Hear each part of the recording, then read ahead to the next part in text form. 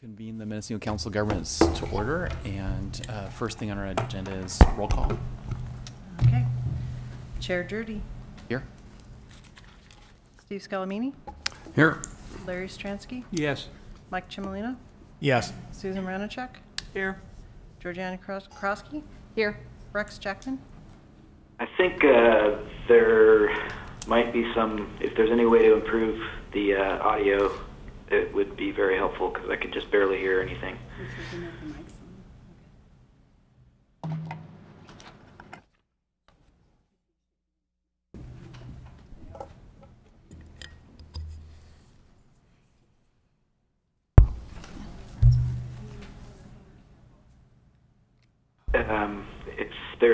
The microphones, if there can be one near a speaker, that might help. Okay. Well, I've got you next to a speaker. It might not be turned up or something because I can hear you speak, but the other voices, not much. Are those mics all on? Yeah, our mics are on, but They are, okay. Can you hear that? That was a little better. so Rex, you heard me, Dan? Yeah, I just heard you, Well, our Dan. checkman was just saying that with the new speaker system, they're facing out into the audience. Oh. So they have a new speaker system. So is it coming out through these Well, speakers if here? I guess we'll try Maybe and if, do Goes the out to best we can. yeah, maybe set the phone over So here. is our meeting being web streamed? If so, maybe Rex could watch I it. can just barely hear Dan's voice, but I would be hard pressed to. So question for Scott in the back. Is the meeting being web streamed on YouTube? And it is. So maybe you could email Rex the YouTube channel so he could maybe get the audio that way. I delay. was thinking about that. I was thinking that that may be more effective than trying to do it the delay might be a little confusing, but I'll try and do it that way. Give me a minute, and I don't want to delay things too much. Okay, and we just moved the phone, so you might be able to pick up the speaker sound better. I can hear you pretty well, Celie. Okay, well, I'm pretty close to the phone now, so that doesn't count for much. But could you hear Dan the last time when he suggested the YouTube? You could hear that okay? I could make it out, but if it wasn't very loud. Okay. You'll be able to hear Neil when he gets up there, True. but not the board members. True. So Okay. the second half might be more difficult. Yeah. All right. Well, we'll try to speak up and hope for the best. And the presentation will be near the phone, so you should be able to hear that all right. Okay, and I'm also gonna see if I can hear it through the YouTube channel. Channel, and then maybe just chime in via this via my regular desk phone when I need to vote. Okay. Sounds good. Okay, given that, we're going to convene the Regional Transportation Planning Agency, and the first item on our agenda is appreciation for members who are leaving. We had 3 members who chose not to seek re-election and are leaving their offices at the end of the year. And Excuse me, Chair. go ahead. In roll call, my name was never called. Just You didn't finish roll for information, Oh, you sorry. stopped roll call midway, yeah, we got to and Brad. I don't know if that's necessary. finish. That is. Here. Thank you. Thank you, Chair. You're important. Well, no. Did we finish the roll now? I believe so. Okay, sorry about that. Okay. And I know that Nafili has prepared a few items for Councilmember Chimolino and Sue Ranachek, the county clerk, and Georgiana Krosky, the outgoing 3rd District Supervisor. Yes, so we just have some certificates in recognition of your service here at MCOG. So we'll just take a moment. We wanted to thank you for the time that you've spent here. I know that everybody here has a lot of other responsibilities, and so taking on the responsibility of MCOG and the time that involves, and learning about all the issues that we deal with here is something that we really appreciate. So in recognition of Georgianne Krosky, on behalf of MCOG, we recognize and appreciate your diligent service during your term of office on the Board of Directors as an elected representative of the County of Mendocino from May 2017 through December 2018. Special recognition is made of your service as our CALCOG delegate. You brought a capacity to listen and learn and to apply your intelligence to finding transportation solutions for the entire county-wide region. So thank you. Thank you very much.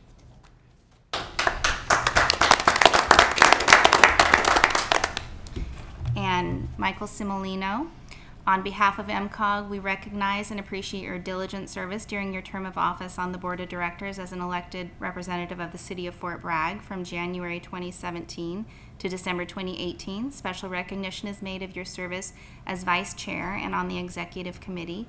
You brought experience, curiosity, and civic engagement to finding transportation solutions for the entire county-wide region. Thank you.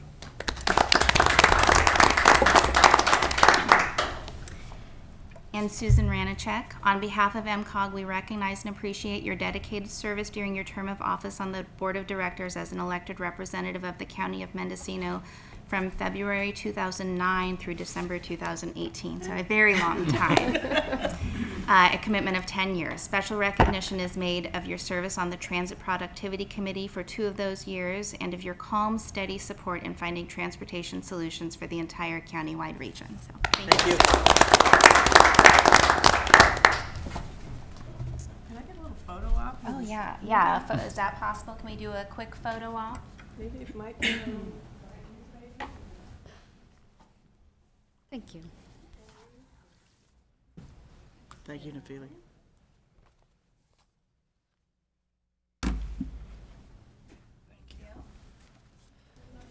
Down low. There you go. I thought you were going to stand. Okay, you want your certificate? All right.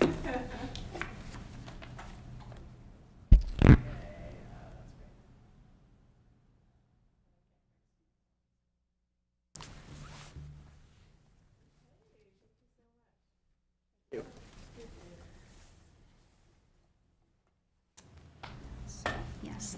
Thank you and best of luck to the 3 of you in your next chapter. So I seem to have pretty good sound now. Just while you're taking the picture, it looks like I might just have finished. I'm trying to figure out how much of a delay there is, but I should be able to chime in when needed. Okay. Thanks. Great. All right. Okay, now we're going to recess as the Regional Transportation Planning Agency and reconvene as the Policy Advisory Committee. First item on the agenda is public participation expression. Do we have any members of the public who wish to express comment on things that are not on today's agenda?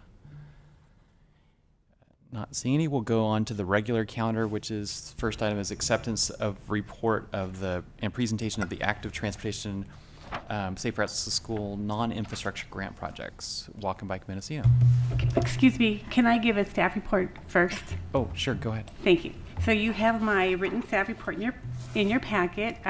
We just wanted to let you know that this is a project that we have reported to the board periodically over the last several years, and we are now nearing the end of that project.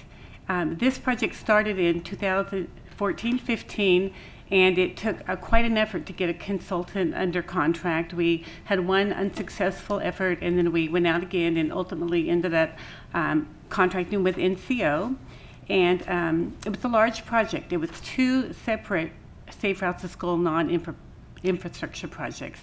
Countywide was $871,000, and then Covelo was $233,000.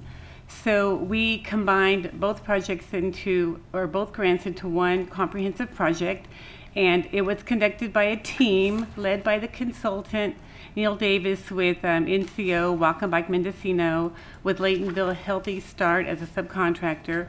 Partners included MCOG, the County Health and Human Services Agency, 7 school districts, and the California Conservation Corps. As originally programmed, these grants were due to end this past June, but MCOG received an extension from the CTC through March of 2019. I believe most of the work, if not all the work, is due to be completed by the end of December, and then we'll have closeout activities for a month or two after that. So Mr. Neil Davis with Walk a Bike Mendocino is here, and he will be presenting the draft final report.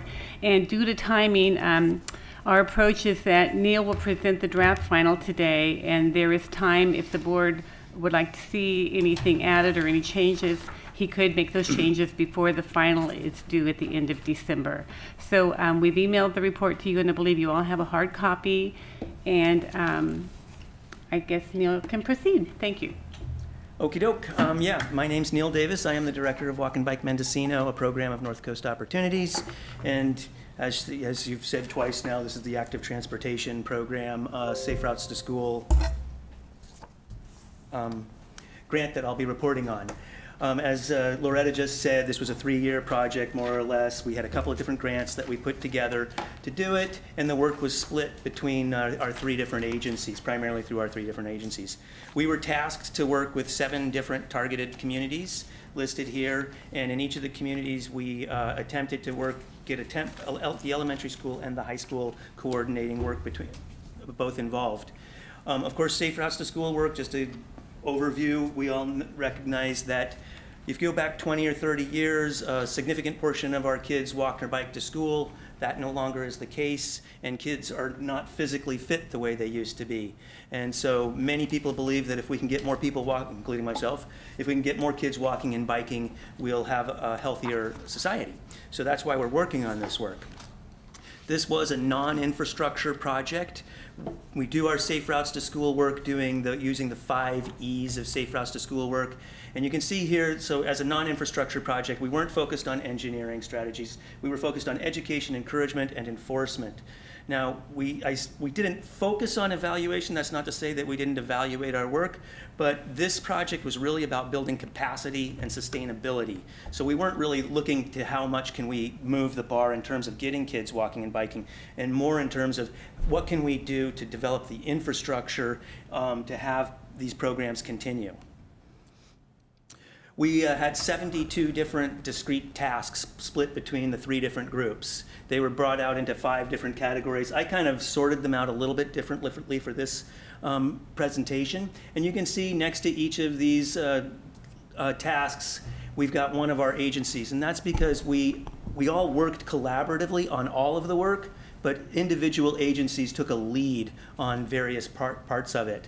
So MCOG took the lead in oversight and administration, and they did a great job. As they referred, there was some difficulty getting things started simply because we have so little infrastructure for Safe Routes to School when we started that it actually made it somewhat difficult to get it started. They also had to deal with me the whole time. So they had their own challenges, but we really appreciated the work that they did. And also appreciated the work that HHSA did, and as I said, we worked on this all together. So to go through the tasks pretty quickly here, 3 years of work in 15 minutes is our goal. Our task forces were developed by HHSA, took the lead on this. They put together a task force in each of the communities. As I know you're aware, if you go to any of these communities, there's the people who participate in everything. And we realized pretty soon that we weren't going to be able to put together task forces specifically for this project. We had to use other existing task forces. And that's what we did. We were able to do that throughout the project, routinely meeting. We were able to use those councils and site councils to review wellness policies, to do event planning, to have a back and forth between them so that they could teach us what they needed and we could teach them kind of what some of the options were. One of the key one example, I would say, of a good outcome that we had from our task force work is at Blosser School in Willits. And I should point out we have Tina Tyler O'Shea, who's an HHSA employee. This was a lot of her work right here. She, working with the task force there, and just realized that up there in the left is Blosser Elementary, and you can see the green line down below it. That's a potential walking path that's no longer a potential walking path. It's an open walking path because the task force said we should get this open and make this a more walkable community. The task force contacted the superintendent of schools and they got it open. So one example of a kind of win that we got out of the task force work. We had HHSA also working on updating wellness policies. In a way, straightforward kind of thing, but not necessarily, but also in a way, herding cats kind of activity. And they successfully herded cats in 5 of the 7 communities to put in improved safe routes to school language in their wellness policies. They also, HHSA took the lead on doing these photo voice projects. I believe they even did one project, presented a project to the MCOG board. Does that sound familiar? Yeah. Yes. So, so photo voice projects are combined photography and grassroots social action, mentoring, education to try and help inform us about community decisions. And in this case, the kids were tasked with tell us about your experience getting to and from school. What can we learn from your experience? Again, we had some good success with this. The Anderson, that's just a Photoshop, screenshot of the Anderson Valley report that was done.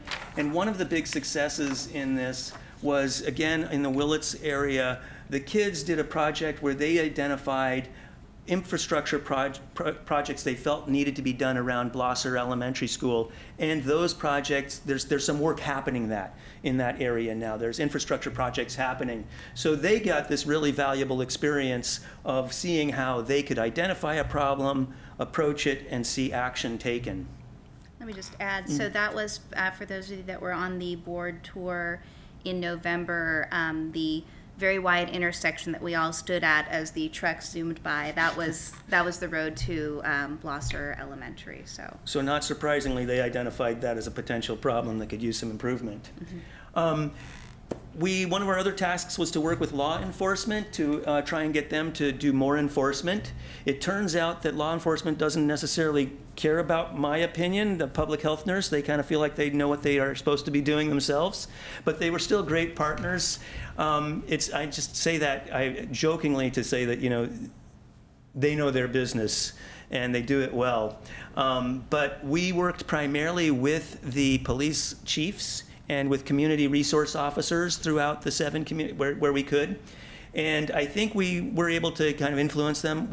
I have no quantifiable evidence that we moved the bar there, but I think we did, subjectively, I would say we had some impact. On the left there, this thing that says 20, 30, 40 miles an hour, that was one of the little pieces that we produced during this project. It's a 3x5 card that we provided to law enforcement and said, hey, if you're pulling somebody over, can you, if you're not gonna ticket them, can you at least give them a little educational information about why it matters to drive the speed limit, because it shows how mortality increases as people go faster. The other piece of enforcement that we were tasked to work on was dog safety issues in Covelo. It turns out it's also an issue in Laytonville. They have a lot of loose dogs running around there. That's, I would say, probably the primary barrier to people walking and biking in Covelo. We worked with tribal police, we worked with the sheriff and their animal control department. To be frank, it's very difficult for the tribal police to work with the sheriff's department and vice versa, and because of the remote area, law enforcement is just a tough way to address this problem. I think we will continue to work with law enforcement to see what we can do to make them work more collaboratively. But we felt that during the project we really were going to have more impact by working with the community and increasing awareness and trying to get compliance. These are 2 posters that were placed on Facebook and around town. We also did outreach tables. We talked to people a lot about, we tried to frame things in terms of, if you love your dog, take care of your dog, because that's better for the animal. So now I'm going to move on to some of the work that is more what we usually think of as safe routes to school stuff, walking to school and biking to school. We were tasked with doing a walk to school event and a bike to school event once per year in each of the 7 communities, and we ended up doing 32 of those events over the 3 years. We, at the same time, moved away from that relatively quickly because we felt like doing a once-a-year event is never really going to have significant impact. We also realized that biking to school is a much higher bar than walking to school, so we focused more on walking to school, and we focused on trying to do weekly things. So we established Walking Wednesday programs and walking school bus programs. So we ended up having, I don't know how many hundred walk to school days because we were doing them every Wednesday. At this time, there are 5 schools with active walking school programs, including Dana Gray Elementary, where they're doing it without any assistance from us. It's up and it's running, and teachers and volunteers are making it continue to happen. During the course of the project, also at Dana Gray, this idea of Morning Mile was brought up, and some volunteers started it. A Morning Mile program is a program where kids arrive to school early and they do laps. We know that kids do better in school when they get exercise before they start school, and this has been a very popular program. Tina did a great job of bringing it on up into Willits as well, so we have it at a couple schools going on right now. I think it makes a lot of sense moving forward for our more rural communities, Laytonville, Anderson Valley, Covelo, not Covelo actually, Potter Valley. These are communities where I think the Morning Mile could be a better approach than trying to get kids to walk and bike to school every day, because the infrastructure just simply isn't there and kids live too far away. But still some definite potential there. So those were programs that we were doing kind of before and after school. This is what we were doing in school. So traffic safety education in school meant that we were going to 2nd grade classes and doing pedestrian education. That's your basic stop, look, and listen stuff that we need our kids to know about. And then in 5th grade, we were getting kids on bikes. They have the skills then to get on bikes and do these kinds of programs. Depending on the school, depending on how much access they would give us, we would do a 2 or 4 day program in the class. So it'd be one or 2 days in the classroom, followed by a 3rd day on the blacktop of doing on the bike training. And then if the kids were signed off on it, on the 4th day, we would actually go ride on the streets. We did over 100 sessions of these. For example, in Dana Gray, there's 5 5th grade classes, and we did 3 sessions with each of those. So we did a lot of those things. In every one of these cases, we were doing on-site training with the teachers and teachers' aides with a goal of trying to make this so that they could continue to do it after we're gone. This is a graphic of the variety of projects we did. The one on the left shows how many we did per quarter. It says total by month. It's actually by quarter. And then it shows how it was distributed around the various communities. You'll notice there that the PV on the right, Potter Valley, has a 2 and a bunch of goose eggs. We really never were able to successfully engage Potter Valley. I think there's a variety of reasons for that. One is that the infrastructure is not really conducive to safe routes to school. They had a number of staff turnovers and leadership changes during that time. We were never really able to get anything going there. So we ended up working in some other schools. We worked at, in addition to Frank Zeke and Ukiah, we worked at Yokeo, Frank Zeke, Grace Hudson. We also did some sessions at Calpella. So we did more work at more schools than we would have if we had gone to Potter Valley, but we weren't ever able to really get a lot of work done in Potter Valley. Another one of the tasks that we were assigned was to work on encouragement campaigns in the schools. That involved asking kids to develop posters, do mileage tracking kinds of competitions and intra-class competitions. And we had a lot of fun with that. But probably where we had more impact was where we were trying to build capacity. And building capacity happens by training the teachers and volunteers. What we learned with both the training teachers and volunteers, and you can see another bullet point down, crossing guards, there is no designated time that we could go present to them and present this material to them. So we really ended up having to do all of that work kind of one-on-one, train the trainer in the moment. It was the only way for us to get to it, but we were able to do it. We were also able to develop these bike training fleets, and I've got to give a big hat tip to Nefili and Loretta. I actively advocated against trying to get these bike fleets going because I thought that it wouldn't work. I was wrong. They were right. We've got 3 of these fleets with 12 bikes, all the equipment they need to do their rodeos, people in those communities trained how to do it, and in those 3 rural communities, they're really set to keep doing this work on their own. And so kudos to these guys for advocating for that. We were asked to work with crossing guards and improve the safety of our crossing guard programs. Again, there was no place for us to do direct education with them, so we ended up doing a video. It's available online as all of our training materials, the curriculum that we developed for all these different programs are all online on our website. And this video of the 8 steps to safe crossing is on. It's about a 5 or 6 minute video. We've gotten really good feedback on it, including people who are doing crossing guard work who said, I learned, and one person said, I learned something new every time I watch it. Oops, we skipped, yeah. We at Willits for Blosser Lane, we had a crossing guard originally. What happened to that? They still do. What's that? They still do. Teachers and teachers. No, I mean actually, well, Cross 20. Oh, across Tom 20. Hoffman did it. Yeah, I think they decided that they did not want people crossing there, so they took the crossing guard away. And So that's what happened to it. The school just called it off? Yes. That would make sense. One of the challenges that we had working with Blosser Elementary is they actually pretty actively discourage people from walking or biking to school because they feel like the infrastructure is too inadequate. I think that's going too far. I think there's communities there, mostly to the south of Blosser, where kids can safely walk or ride their bikes to school. But I certainly appreciate, they're doing what they think safest, and certainly Highway 20, crossing Highway 20, yeah, even with a crossing guard. Yeah, we all stood at Highway 20. Sorry, that's my 15 minutes. Thank you very much. No, sorry. No, so I better. I'm behind. let me make one quick comment if Okay. you don't mind. You can take as much time as you want. The trail that they talked about earlier, though, is very actively used. So they do have somebody at the end of the trail Yeah, in I the saw the mornings to trail. walk them, and they have teachers that walk kids down the trail in the afternoons as well. So there are a lot of kids that go on that trail between Bechtel and Blosser. Okay. Thank you. So we'll just move forward. So one of the other big projects assignments we had was to do publicity and outreach around all of this stuff. We did this primarily through targeted campaigns. We used all the kind of typical things that you might expect from social to traditional media and so forth.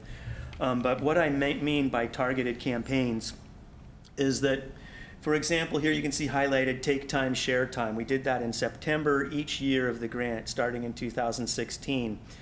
And with this campaign, what we said, we do barrier benefit research, and we realized that one of the primary barriers that parents cite one of the significant barriers, I'd say, is it takes too long. It takes too long to do that. So this particular campaign is to say, take time to share time with your kids. It just plain acknowledges, yeah, it takes more time, but it's worth it. We felt like that was good success the first year we did it, so we kept doing it. On the other hand, you can see 30-day challenge. We did that in May of 2016. It didn't seem to really resonate with anybody, and we never did it again. We did do another campaign called Make the Commitment campaign. This is public durable commitments, or what they're called. And we had these bumper stickers made that say, I drive like my kids live here. And you ask people to take a photo, let us take your photo, put it online, put this bumper sticker on your car, and make a commitment to drive a safe speed yourself. That we felt like was a very effective campaign, so we kept it going an additional year.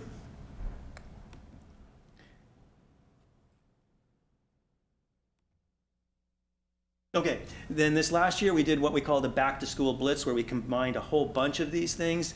The graphic on the right is an Instagram post, and for our back to school blitz, we looked at safety messages, bus ads, radio, and PSAs. We did PSAs throughout the program. Every month there's PSAs going out, little 30 or 60-second things. The graphic that's up there was a Facebook cover photo. And you can see that we're like hashtagging Walktober, which is one of our other campaigns, and we're encouraging people to participate in walking school buses.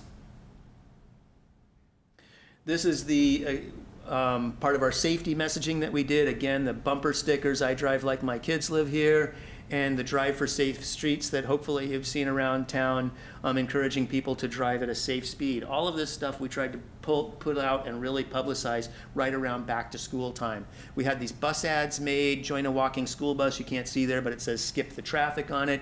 And the picture there is a picture of Rick Kale, who is with these kids. He's the principal of Dana Gray Elementary. He recorded a radio ad for us where he talked about the benefits of walking school buses and encouraged everyone to to participate in walking school buses. So all of these things worked together and came out right at the right before back to school time. And the radio ads and PSAs are available at that link. They're in the report that you have. It's not something that you would necessarily find from our webpage if you don't have the link, but it is there. So finally, what did we do in 3 years? Well, we had hundreds of events, thousands of kids interactions. We got our wellness policies updated. We've gotten teachers and volunteers trained in all of the communities. We've got bike fleets and all the supplies in those 3 rural communities that people could, so that they can keep those programs going. We have the infrastructure in place, including the materials online and materials that we can loan to the programs that are in more urban areas, and we have all of the information that a teacher or a volunteer would need to do any of these things themselves available online. So I think overall, we started this project with the County of Mendocino having essentially no resources or infrastructure for doing Safe Routes to School programs, and we finished it with a significant amount of capacity to continue to do these programs. So I do want to go ahead and thank MCOG board for working with us and giving us this opportunity to do this program, and Nephili and Loretta in particular in all the ways they put up with me over the 3 years, and Tina as well for her great work. And with that, I'm happy to answer any questions that you might have.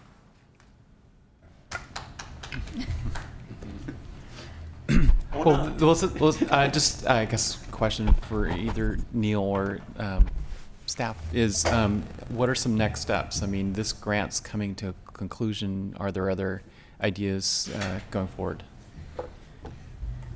So, as Neil explained, several of these schools have the tools now to keep going with some of these programs, like the walking school buses, the crossing guard programs.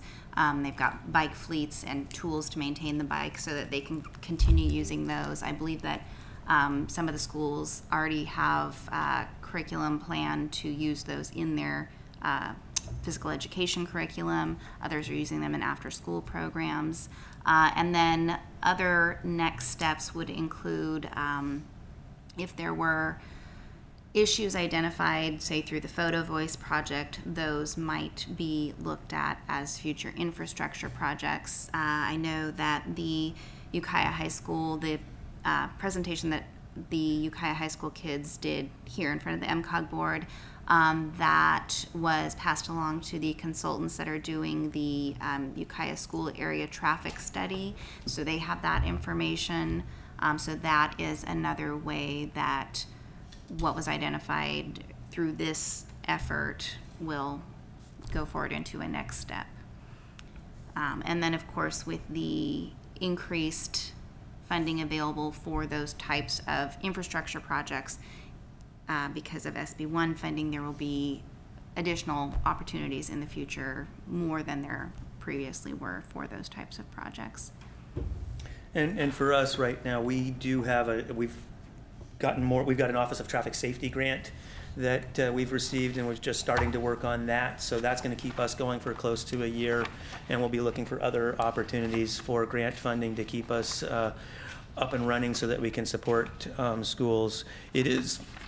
It's difficult and it's a lot of work to maintain a bike fleet, and that's why I kind of argued against it, is that, you have to maintain them. They have to be, the kids are pretty hard on those bikes, and there's a fair amount of maintenance that goes into it.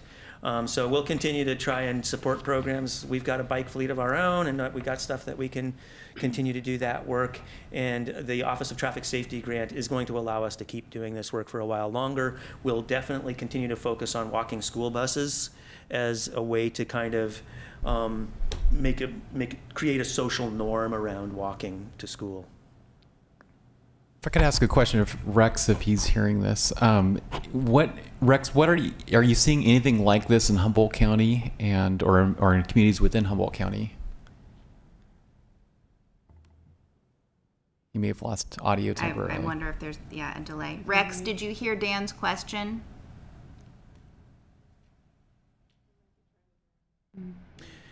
I know they had a grant similar to this before us, but I don't know if they have things going on now, because I contacted them when we were first looking to put in our proposal and asked them about what they had going on. And so I know there is a delay, so I may be interrupting something. But I just heard your question, Dan. You know, I think there have been historically, there's a lot of Mendocino and Humboldt County, a lot of shared interest in promoting, encouraging, developing more facilities, and in particular with respect to kids in schools. So there have been a lot of similar efforts that have gone on, and actually in I think, most of District 1 that have over the years. I don't think we've had as large of an effort. There have been several smaller efforts that contain similar components in Humboldt County. Especially, there was a few years ago a video public service announcement series that is still available and still, I think, was quite well done and popular, that took a while to get up and running, but the actual videos themselves are very effective, where they're promoting use of helmets and getting kids to be able to feel safe on their bikes. I hope, I don't know if my answer was specific enough, but I feel like I probably talked long enough. Okay. All right. Thanks, Rex. Were there other questions, Dan, or did that answer your question? Where do we get the signs? I didn't see any signs. The Go Slow Mendo signs? Yeah. You can contact walkbikemendo.org, and we've got I don't do those kind of things. Where do I get a sign? Do I go physically someplace and get one? We'll bring you a sign. Okay. Thank you. Sure. I'll drop it off at the city. Okay. Thank you. Thank you very much. Excuse me, can I add something? When Tina was here, when we did the presentation with the high school students, Tina, you were here for that, correct? I believe some of the recommendations that came out of that, the board didn't want those recommendations to die. They wanted to see them in the report. Am I remembering that correctly? So, Neil, I see that you included a photo voice as an example. So, are the printed photo voices, were those intended to be included in an exhibit or no? I wasn't planning on putting them in. I think they worked very well in a photo voice context. Okay. But they didn't really look like they would work as well in a report context. Okay, so we might need you to coordinate with Tina or whoever on the photo voice and pull out those specific recommendations. There were only a couple that the students had made, so they don't get lost. Sure. Right, so maybe just a summary of the recommendations from each of those presentations. Yes. Okay. Yeah. Great. And so I'll just want to add that, like Neil said and Loretta said, there were a number of hurdles getting this project off the ground. Initially, some of you may remember this project actually started as a grant that HHSA had applied for and received. Then they had decided that they didn't have the capacity to continue with that grant, and MCOG volunteered to take on administration of that grant. So that was our first hurdle, but I think that in spite of all that, there are a number of good programs now that schools can continue with, and Walk and Bike Mendocino can continue with, that will help the school kids throughout the county. Each of the school districts had varying levels of capacity to include these things in their activities. Potter Valley, like Neil explained, Potter Valley had less capacity to include that. Some of the other schools, particularly those that had people that were, willing to volunteer time, or staff people that were interested in the project, had a greater capacity for these things. But I think all the schools ended up with programs that are appropriate for their community. So I think we're glad to see the outcomes. Yeah, and I guess since you've said that, I'll just say thank you so very much for MCOG for stepping forward and making sure that this didn't die on the vine. Okay. And if I could, I'd like to add our appreciation for Neil and Tina and all the work that they put into the project. We did, as Nafili said, encounter a few hurdles, things that we hadn't dealt with before, and we're happy to see it successfully completed.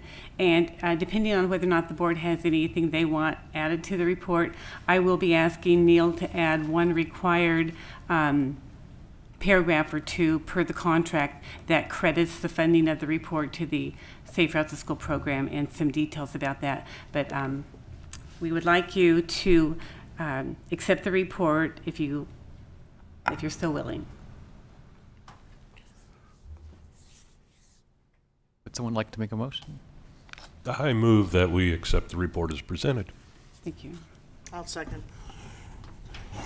Okay, any comments on this agenda item?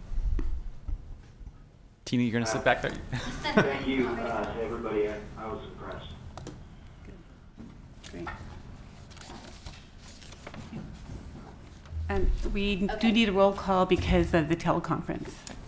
Tina Tyler O'Shea, HHSA, Public Health Prevention. I was the third staff member of HHSA to come on board with this project in, I believe it was the end of year 2. And I just have to say that I had a lot of fun with this, and I really appreciated getting to know the community of Covelo and getting to work with Laytonville, who I have a long history with. So thank you. It was a lot of fun, and I think we did a lot of really good work. Thank you. Thank you. Okay, roll call. Scamlanini, Aye. Stransky, Yes. Semolino, Yes. Ignacio, Yes. Ranochek, Yes. Krosky, Yes. Jackman, Yes. and Jurdy. Yes. Thank you. Okay, I believe the next thing we have on our agenda is the adoption or at least review of the 2019 calendar.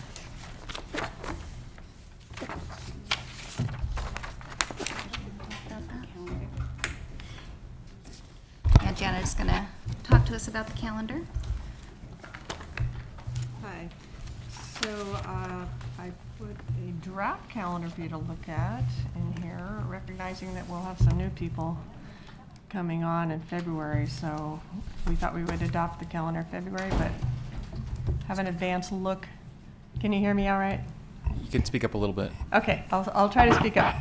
Okay, so this is just a preview, and we'd like to adopt it at the next meeting.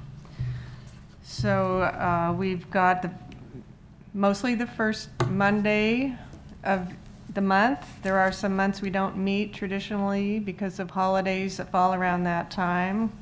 So we don't meet in January, we do not meet in July or September typically.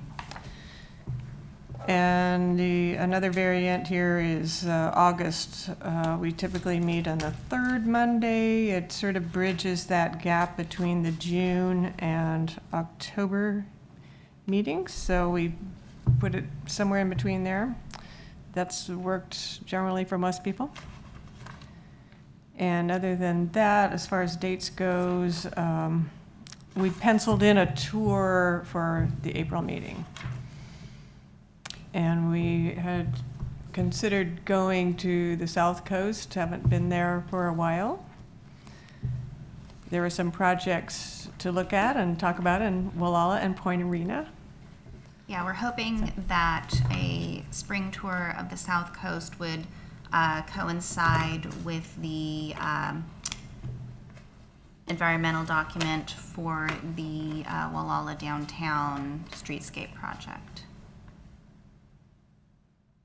I think in the past we've had a South Coast tour. We go to both Point Arena and Walla. So. Yeah, could definitely. They're neighbors. Yeah. Yeah. What are the dates again? This is in the packet. We were talking about April 1st for the tour.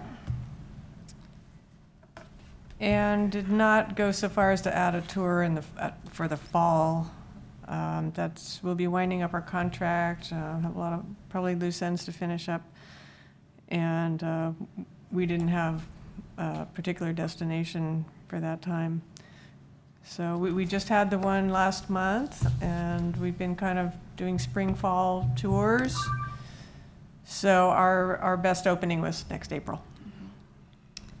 And this is a draft calendar. So if there is a need to go tour another part of the county in the fall, then we could add that at a later time. Yeah, so it seems to me that even though we do have some new people that will be coming on, it would make sense if we can to adopt the calendar because people would know. For example, the first meeting will be February 4th. Yeah, I think what we've been doing is pretty much it follows our bylaws. But other than that, there are a few variations on this calendar. So it's not really agendized for adoption today. What do you think? Yeah, it is agendized as discussion. I think And direction. yeah, discussion and direction. We could we'll be giving these dates to the clerk of the board so that we've reserved this space on the first Mondays according to this calendar. I guess if And our the bylaws say August- we meet on the first Monday of the month, then it all works out anyway because the first several months are the first Monday of the month. So Yeah, I think we can notify our new members when to expect that first meeting. So okay. yeah, So does anybody have any comments about the and our draft website calendar? does it too. So Can we go over the bottom half about the interest in educational options? okay, sure. These are things that the board members are welcome to attend if you're interested in that. There's, statewide meetings that go on that can be of interest. The February 13th meeting is the annual Transportation Forum by the California Transportation Foundation, and that's a nonprofit group that works with the transportation sector stakeholders in that, and it's a great opportunity to go see firsthand what statewide leaders have to say, elected officials and major department officials, and just your peers out there in the community, this transportation community. So it's kind of a look ahead to what's coming up in the year, what are the big issues, and just things that are of interest to. So these require like board approval, right?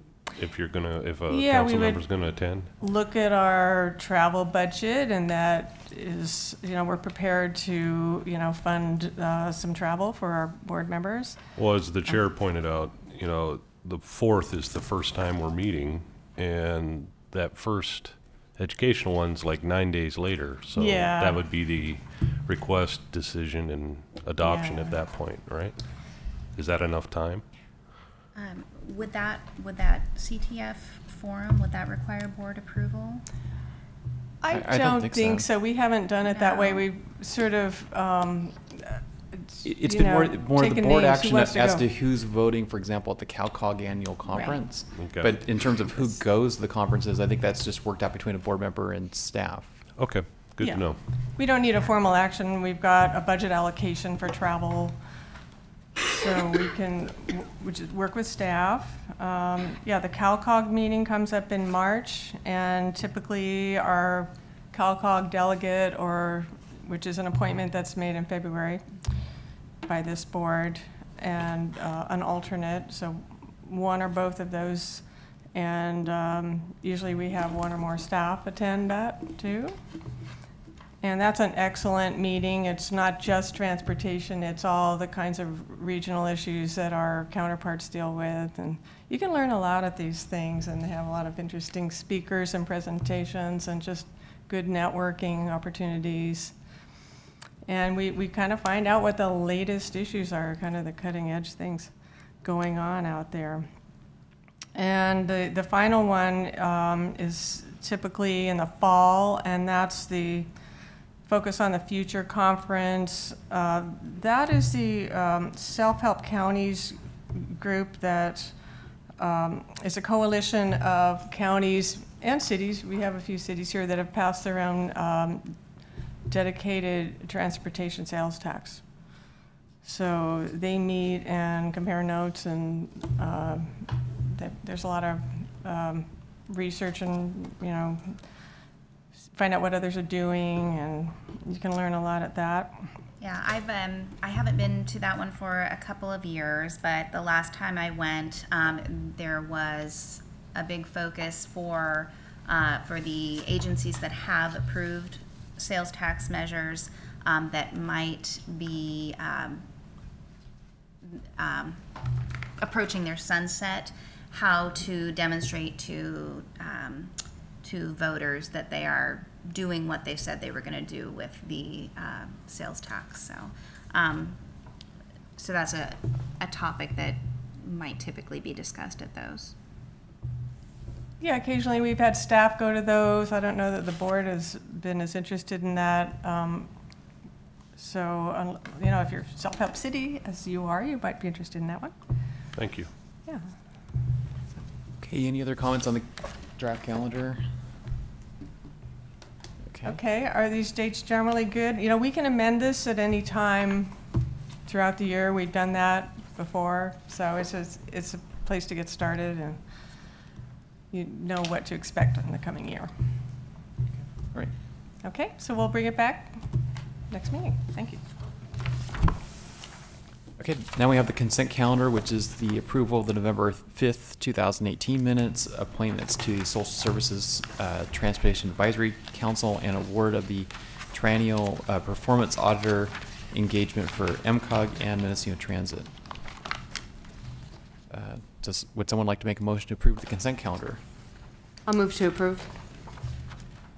I'll second. Okay. I'm sorry, who was second? Okay, thank you. Okay, Scalamini? I need to abstain unless it's normal protocol to ask the backup attendee who is in the audience if he approves it. In that case, I will. So. I highly recommend you approve it. It would be a great idea, yeah. Okay. So that's a yay. Okay, Yes. thank you. Stransky? Approval of the consent calendar? Yes. Okay. Ignacio?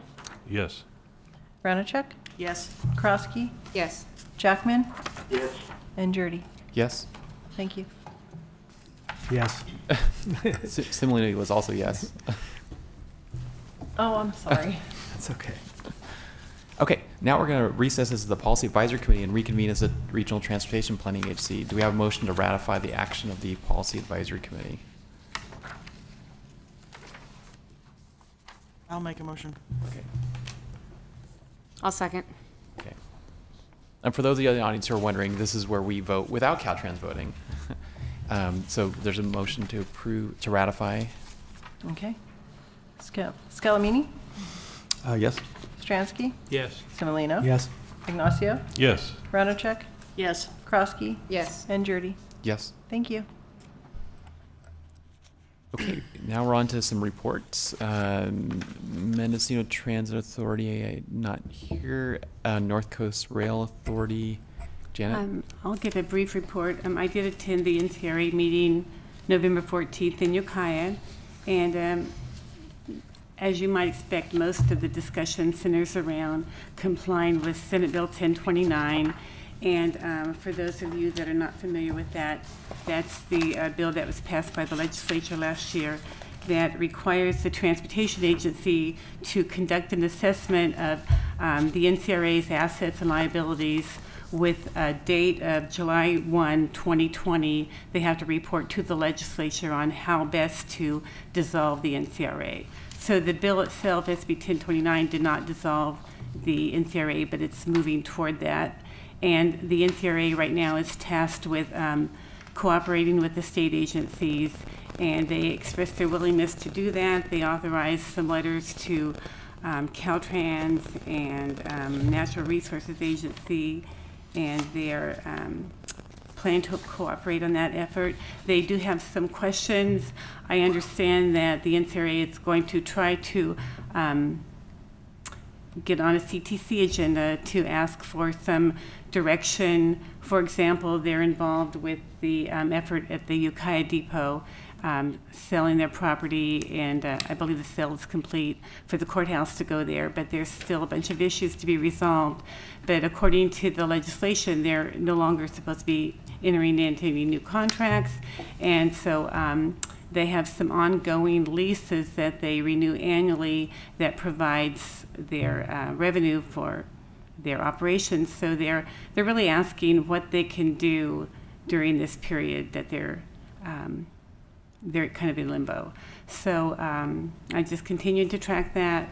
Do you want to talk about that rail meeting at this time? Nephili and I went to an NCRA-related meeting on the Great Railroad Trail called by Senator McGuire's staff, and they're just starting to look at the next steps of forming committees to look at that. Do you want to talk about that at all under this topic? Yeah, I don't have a lot to add. Senator McGuire's staff seems like they are going to stay very involved in that. That meeting included Chair Dirty and representatives from Willits and Ukiah. And there's the next meeting planned for next week. So they're going to keep us involved and keep the cities involved. And I believe that there will be some additional county representation in the next meeting as well, just to keep everybody in the loop, as well as make sure that they are aware of local concerns moving forward. So it seemed like it was a positive meeting. Yes. I understand that they're going to make the railroad into 2 or 3 different railroads coming all the way up to Willits.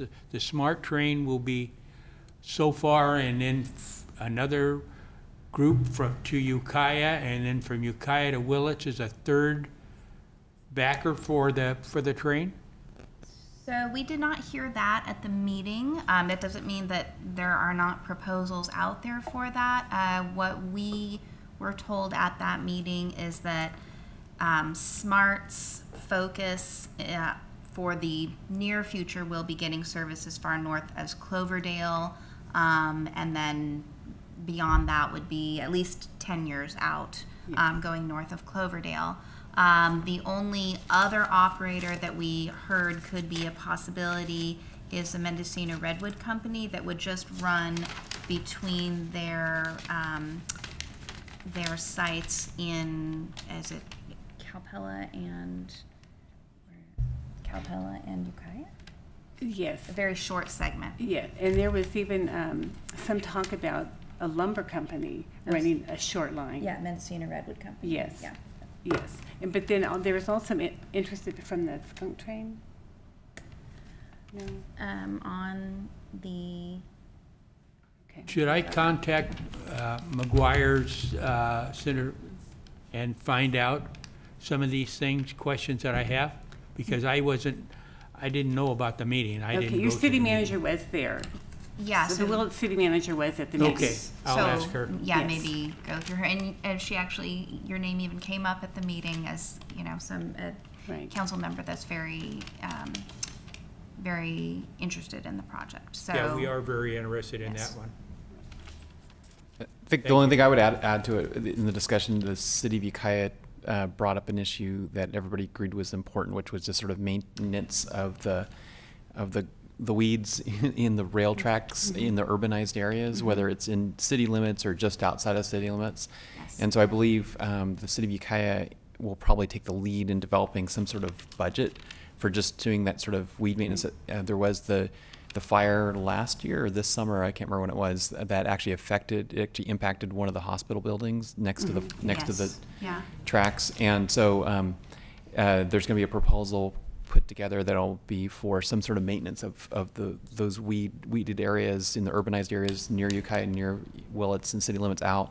And it'll be a financial request. It may or may not be approved, Right. but it would go into the state budget process. Yes. Yes, so that the local agencies could get reimbursed for the expense of maintaining Yeah, that. because the railroad doesn't do a very good job of weed abatement at all. Right. Right. So the assumption is that longer term, there'll be this new entity that will be, that will have a funding stream that could do the maintenance. But in the interim, it's sort of falling on local governments to do the weed maintenance. Yes. So, okay. Thanks for the update on NCRA, even though it's not really your job. Great Redwood Trail and NCRA. So we have your MCOG summary of meetings. Anything you want to highlight? Or? The only thing I was going to add was that Great Redwood Trail NCRA meeting on the 27th, so I don't have anything else to add. Okay. Administrative staff, Proposition 6. So this is just a follow-up from our report last month, the day before the election. I'm pleased to report that Proposition 6 failed, meaning that revenues from SB1 will continue to come in.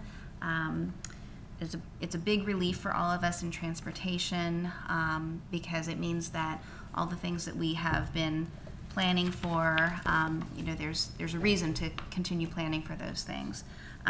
We reviewed several of the funding sources, or most of the funding sources last month, and the pots of money through which Mendocino County and cities can receive funding, but it's a significant amount of money. I know just the SHOP alone, which is the State Highway Operations and Protection Program, was around $450 million over the next 5 years. So it is a really all sources of funding from SB1 will be significant to the region. So we're pleased to see that. Things like the pedestrian facilities needs study that we are going through right now. Sort of the whole intent of that is to identify projects so that when funding for infrastructure is available, we are ready to go with projects. So we're happy to see that infrastructure funding will be there when we're ready to go. So that's all I have to say.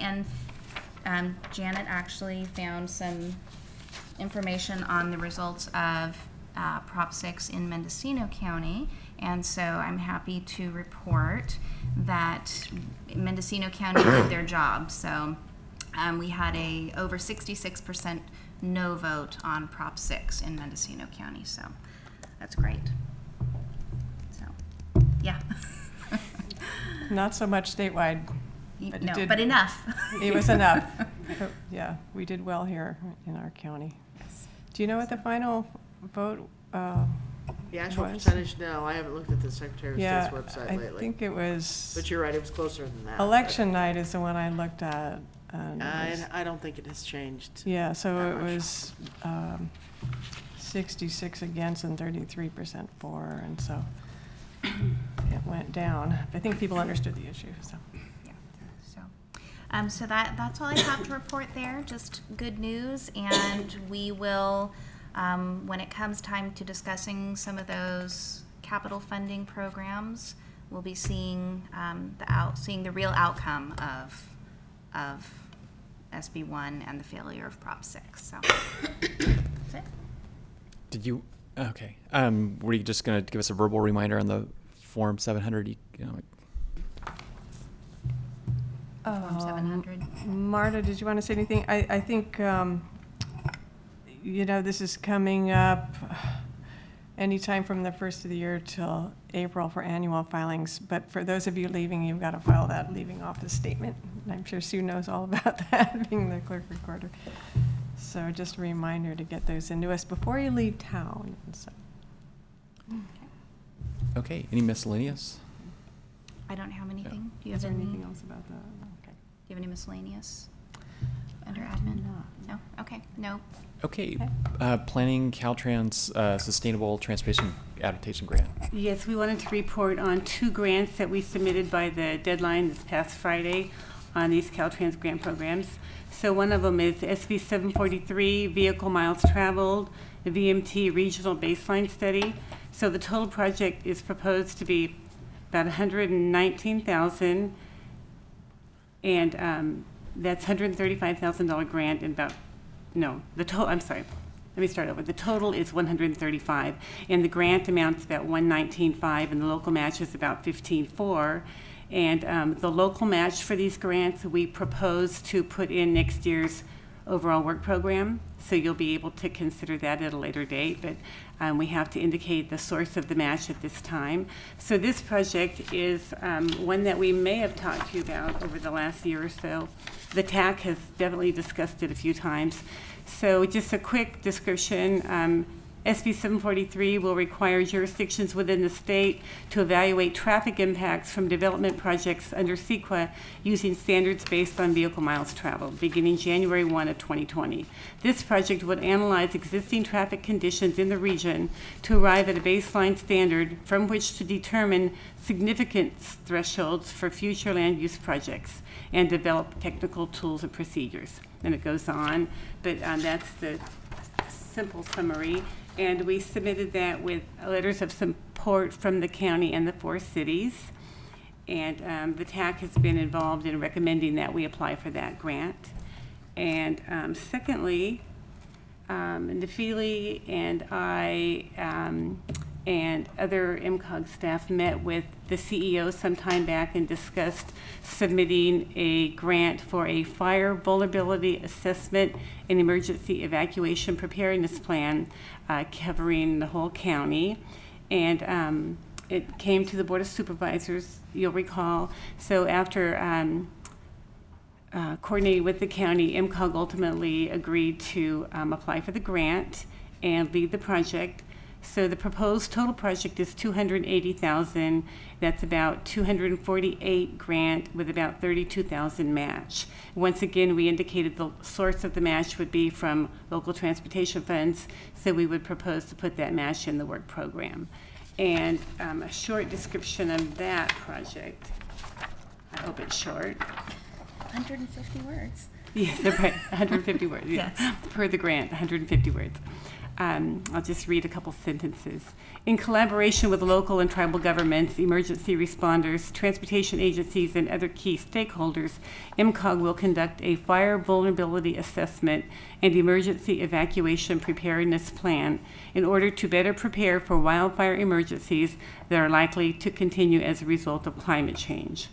The effort will identify areas and populations in the region that are most vulnerable to fire, assess evacuation needs, and plan for evacuation routes and assistance.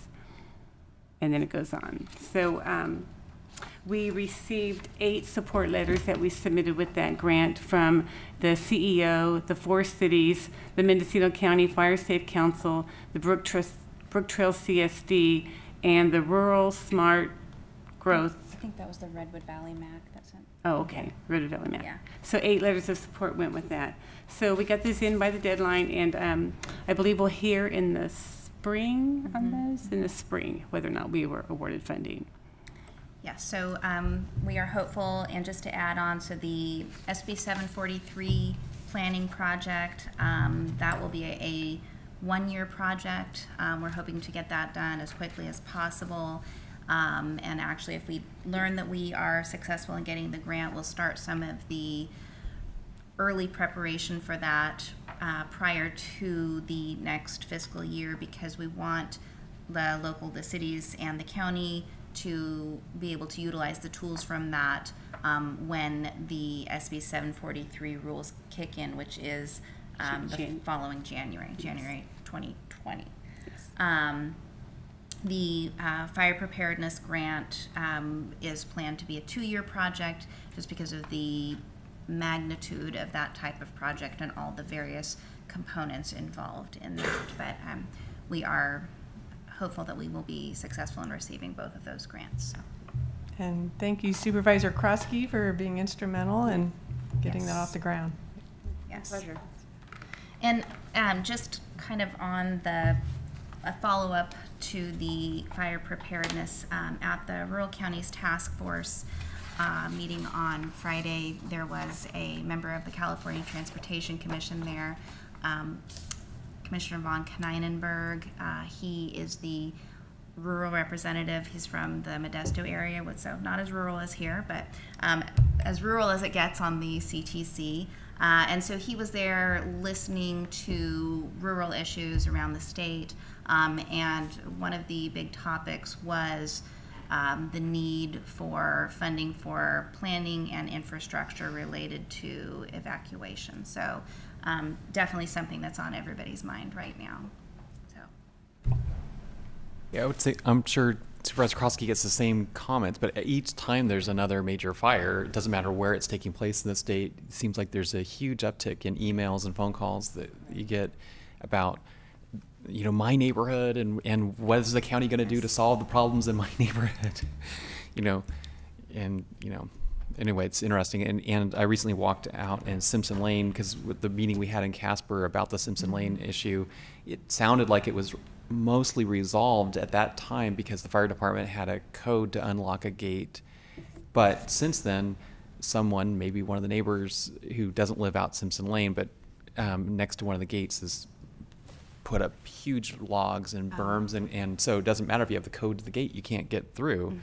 And so it just kind of brings to mind that even if someone has an apparent solution, there needs to be some kind of monitoring of these escape routes on an ongoing basis, so that if they're on private property, that someone's checking it. It's not like it's a county road in every case, that there's county road crew out there multiple times a year checking it out. So that's just my thought on this, is because, you know, the fire department, I think they thought they had it solved as of about a year ago. All right, well, that's something that we can, if we are successful with the grant, when we move on to the project, we can include in that assessment. Go ahead. I should add something that I heard about, not through this particular channel or activity that I'm involved with, but this was actually on a radio program, someone calling in from, and concerned that there was no back escape route from the properties on Albion Ridge, I believe it is. And that was new to me, and I don't know if it rings a bell for anybody here, especially those from the coast. But, and I don't know if it's come up before for MCOG, but you know, the community scattered around that forested part of the county, if they have to go east, or would like to go east to escape fire, they apparently can't. So, thought I should mention it. So that should be something that will be identified in the first segment in the vulnerability assessment part of that project. So it would use climate data to look at the areas of the county that are most vulnerable to fire, as well as the areas of the county that have, you know, only one way in and one way out. And so that sounds like that community should be identified in that. And we will have a lot of involvement from a lot of different stakeholders, county and city governments, but we'll also have some public outreach. And so that would be an opportunity for members of that community to express that concern. But hopefully it would be identified even without the public having to point that out. Okay. Thank you. Dr. Krosky? So one thing I learned recently that I was not aware of is actually Mendocino Redwood Company has been working with people on Albion Ridge Road as well as Nashville to provide an emergency access route through their property with gate codes that they are going to have at CAL FIRE and the Mendocino Fire Safe Council. So I think that's another good avenue. I just want to bring it up because I had not been aware of that. And I think it's great that these fire safe groups are reaching out to, you know, these companies that own the larger area around them to look for their own escape routes. That's great, and I think that it is entirely possible that the project might identify other, because part of it would be identifying secondary evacuation routes, and some of those may be over private property, and so identifying steps that would need to be taken to make those actually accessible during emergencies. So that's an example of something that might happen.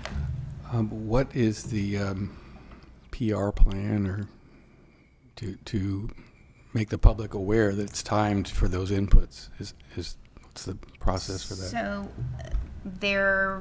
we don't have a specific plan spelled out, and it's actually one of the tasks in the project would be to develop that public outreach plan. So Okay. that will come, if we are successful, that will come during the project. Thank you. All right, any other questions about those grants? Not about those, no. No. Okay. Are there any miscellaneous I have planning? one miscellaneous report. So today at 5 p.m. is the deadline for MCOG's annual OWP, Overall Work Program applications. So these are the small planning projects that the county and cities can submit to MCOG for funding in next year's overall work program, and that deadline's today. Okay, any director reports? I'm not seeing any CALCOG reports. So I did attend the November 8th CALCOG meeting in Sacramento. It was a good meeting. So this was their legislative planning meeting. So a couple of things that were discussed. They talked about, they talked about the first joint meeting for the CTC and ARB. So they've been mandated, I've forgotten what assembly bill it was, but have mandated that they have joint meetings to discuss our greenhouse gas emissions. One of the things that was identified at the first meeting is that housing really needs to be there. I know they were going to try to invite housing to come to the meeting. Their next meeting is tomorrow down in LA. And I think it was mostly a, how are we going to go about this? How are we going to focus on it meeting? Something I thought was interesting was they brought up that the meeting really highlighted how different the CTC is than the ARB. The ARB has like 1,300 staff and the CTC has 24.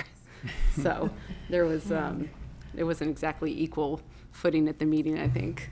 And other stuff they are planning on working on at CALCOG is they're really going to try to push to get funding for the RENA, on going through that process. So it's not just a unfunded mandate to come up with the RENA numbers. Great. They're looking for funding for the RENA process. And they also did a big highlight on their the California, I forgot what they called it. They have a leadership program through CALCOG now for mid-level staff. Really great program. A lot of, they walked us through some of the different classes that they're taking. I think they meet like once a month perhaps. I've forgotten what it is, but they kind of bounce all around the state for these meetings because there's people from a lot of different counties going to them. It's part of, similar initiatives a lot of us have on trying to raise our own leaders from our mid-level staff, and they're teaching them a lot of how to correctly write things and, writing for clarity, leadership principles, grant applications, just a lot of different skills. And I think it's probably good just to get all the staff from different areas talking to each other too. That's probably it. I did bring up to them as far as the legislative principles, they really have nothing in there with evacuation or emergency planning. And I think there's more and more of the counties that are using the MCOGs to apply for some of these adaptation grants or similar grant funding to look at evacuation. So that was something that I suggested CALCOG does take a look at and try to add in. If we're going to have counties start looking at, CALCOG needs to see what role do they want to play in emergency and evacuation planning. Thanks for the report. Okay, so I think with that, we're ready to adjourn at 2:50. Have a great holiday, everyone. We'll see you next year. Thank you once again. We'll